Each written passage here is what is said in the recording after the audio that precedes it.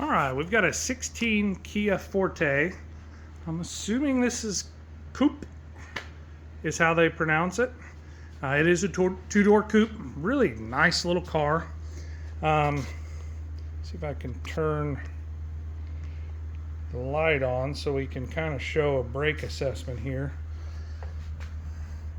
So let's see if I can get this in frame.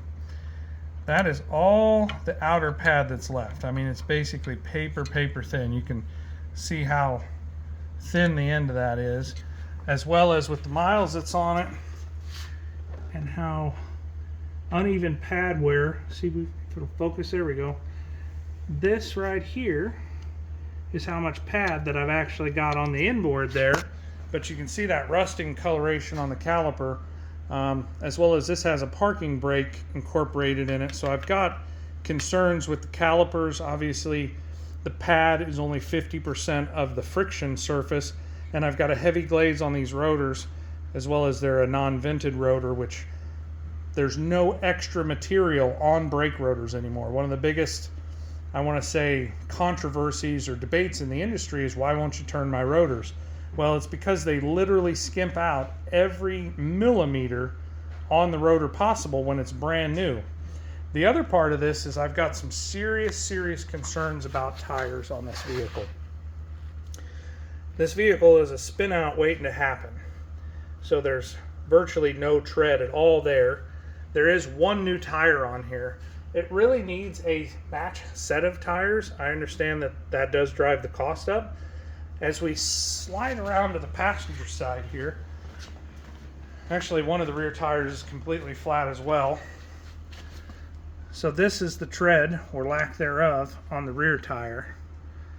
That's the tread on the front tire. I do have a little bit of cord showing on them as well. That one has a busted belt. We'll take a look at the pad life on this wheel. There is none. I can barely get the tip of that fine tip screwdriver in there.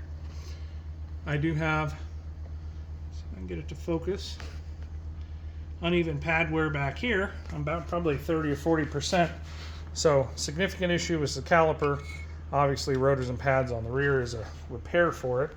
As we slide around to this side, I have almost brand new pads on here, but the caliper will not move. So this piston, or this caliper, which basically, if I can get that in frame, it acts as a clamping device to do even braking via friction. As we move around one more side here, I want you to see how worn down the brakes are on that. And let's look in here. No brake pad left. And whoever was the last one in here that did the brake job has got this hose in a heck of a bind. Basically, they put the caliper on incorrectly, and that's caused damage on the inside of this hose right here. So to make this vehicle safe, I recommend a set of tires. If we could hunt around and maybe find 3 of these Lionheart tires, that might be an option. But rotors, pads, calipers, and the hoses in the front is what it's needed due to poor workmanship. I'll show you this other side here. See how that hose follows? Very natural. There's no bind in there. And you might say, well, why don't I just do one hose due to the damage? Brakes are a balancing act. You must have equal and correctly working parts left and right side. Otherwise, you're either going to hit the brakes and be pulled into oncoming traffic, or you're going to hit the brakes and be pulled into the ditch. And neither one of those is a good option, as well as the significant tire wear that we've got going on here.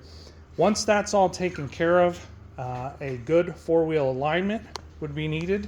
Make sure the car's handling like it's supposed to.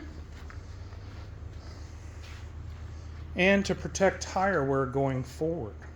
Now that is pretty even tread right there, or even tread wear, if you will.